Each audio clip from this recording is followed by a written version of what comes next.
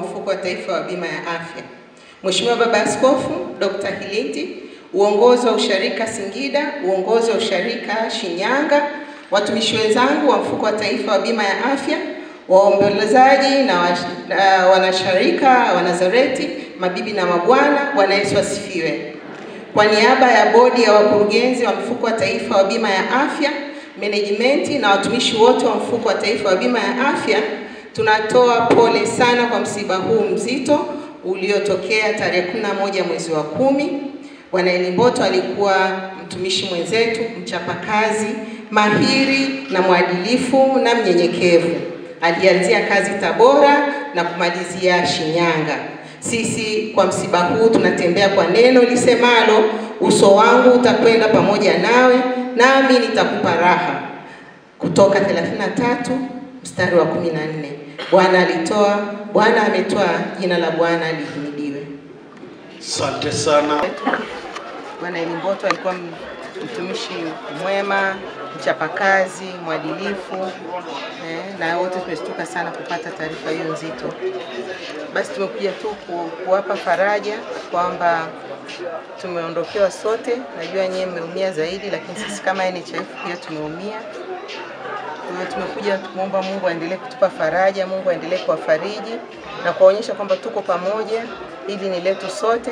Mungu Mwenyezi aweze kusaidia kutupa nguvu. Tupokee kwa moyo wa shukrani kwa sababu kila jambo ni kwa mpango wake mwenyewe. Kwa hiyo tumekuja hapa kwa ajili ya kuendelea kuomboleza pamoja, na bahati nzuri au mbaya naweza nisikashindwa kwenda kwenye maziko, lakini kanisani tutakuwa pamoja. Lakini wenzangu wapo, mkurugenzi hapa yupo, ataendelea kusindikiza mwenzetu kwa kwenye nyumba yake ya milele. Kwa hiyo nimekuja kwa ajili ya kuwapa faraja. Ni msiba mzito kwa kweli na kutokea ghafla, kwa hiyo tuendelee kumwombea Mungu ampe pumziko la amani.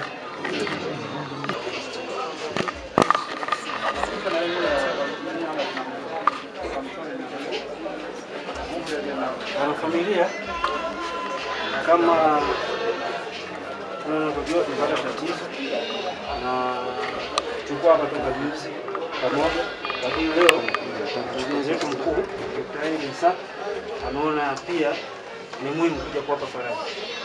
Kwa maana mfika hapa ni at least aweze kusalimia na kuwapa pole ya msiba wa ndugu yetu. Naomba nisaidie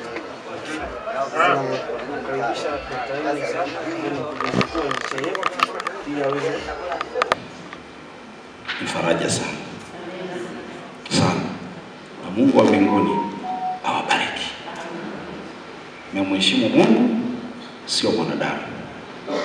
Na la pili, mtufikirie sisi wananchi wa hali ya chini.